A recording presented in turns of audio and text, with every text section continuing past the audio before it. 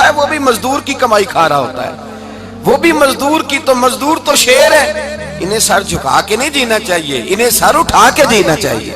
یہ تو بڑے قیمتی وجود کے لوگ ہیں جو مزدوری کرنے نکلتے ہیں، ان کے کچھ حقوق ہیں، کچھ حقوق۔ ہمارے حکمران بھی حقوق کا تعین کرتے ہیں، کہتے ہیں 15,000 سے زیادہ، یہ جو بجٹ آیا ہے نا اس میں 15,000 سے زیادہ، کہتے ہیں مزدور کی تنخواہ 15,000 ہونی چاہیے۔ کتنی جی؟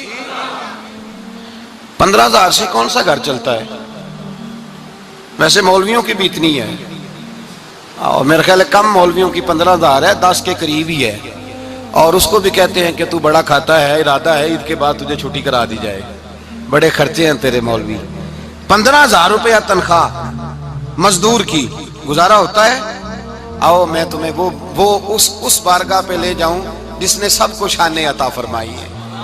حضرت ابوبکر صدیق رضی اللہ تعالیٰ عنہ خلیفۃ المسلمین بنے، خلیفہ بنے تو سویرے، جس رات خلیفہ بنے سویرے سر پہ ٹوکری رکھی، منڈی کی طرف جا رہے ہیں۔ حضرت عمر فاروق رضی اللہ تعالیٰ عنہ مولا علی شیر خدا کو کسی نے بتایا کہ وہ تمہارا خلیفہ تو جا رہا ہے مزدوری کرنے، وہ تو جا رہا ہے کمائی کرنے۔ حضرت علی شیر خدا مولا کائنات جناب فاروق اعظم دونوں نے رستے میں روکا کہ ابوبکر کہاں جا رہے ہو؟ فرمانے لگے کام کرنے جا رہا ہوں، مزدوری کروں گا، منڈی میں جاؤں گا، تجارت کرتا تھا اس کو جاری رکھوں گا، بچوں کا پیٹ بھی تو پالنا ہے۔ اب تمہاری حکومت کے پیچھے بچے تو نہیں نا بھوکے مروا لینے، میں نے کچھ کرنا تو ہے۔ حضرت عمر کہنے لگے چلا آ کے بیٹھ، ہم صحابہ کو اکٹھا کرتے ہیں اور مال غنیمت سے تیرا وظیفہ لگاتے ہیں، آپ کو وظیفہ ملے گا ماہانہ، تو آپ بیٹھ کر کے مسجد میں تو ڈیوٹی کریں۔ بیٹھ گئے، مشاورت ہوئی تو حضرت ابوبکر صدیق رضی اللہ تعالیٰ عنہ سے پوچھنے لگے جناب بتلائیے آپ کا کتنا وظیفہ لگایا جائے؟ تو حضرت ابوبکر صدیق فرمانے لگے اتنا لگا دو جتنی ایک مزدور کی تنخواہ ہوتی ہے۔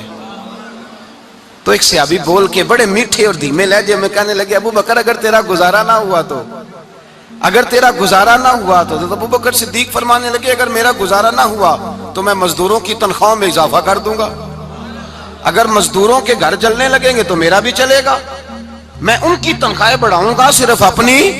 تو مزدور کے حقوق کا تعین کیا۔ سب سے پہلے تو میرے نبی پاک علیہ السلام نے منع فرمایا، فرمایا جس کو مزدوری پر رکھو پہلے اس کے ساتھ اجرت طے کرو۔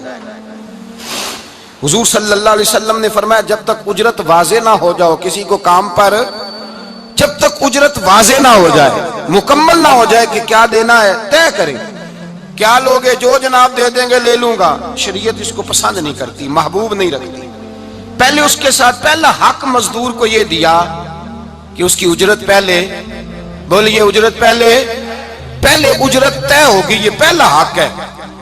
اور مزدور کا دوسرا حق کیا بیان کیا میرے نبی پاک نے؟ فرمایا جب، اور یہ ایسی اعلیٰ بات ہے کہ جتنے حقوق لکھنے والے ہیں نا، جتنے بین الاقوامی سطح پر انسانی حقوق کا چارٹر بنانے والے ہیں، وہ کہتے ہیں کہ یہ ایسا نقطہ حضور نے بیان کر دیا ہے کہ اس سے آگے کو بڑھ ہی نہیں سکتا، یہ ایسی بات ہے کہ جس کی شرح بھی کوئی نہیں کر سکتا۔ میرے حبیب کریم علیہ السلام نے فرمایا پہلے طے کرو، اور کیا خوبصورت لفظ ہے، قانون بنا دیا۔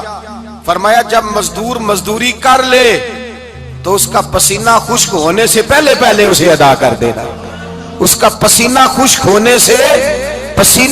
ہونے سے پہلے اسے اس کی مزدوری دے دو۔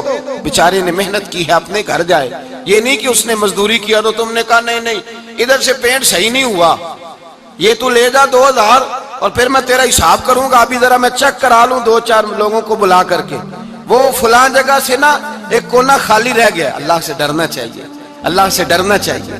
اگر اللہ تبارک و تعالیٰ نے 2-1 آدمیوں کو ملازم آپ کا بنا دیا ہے تو پھر خیال ہونا چاہیے۔ ایک صحابی اپنے خادم غلام کو مار رہے تھے تو میرے نبی پاک تشریف لائے۔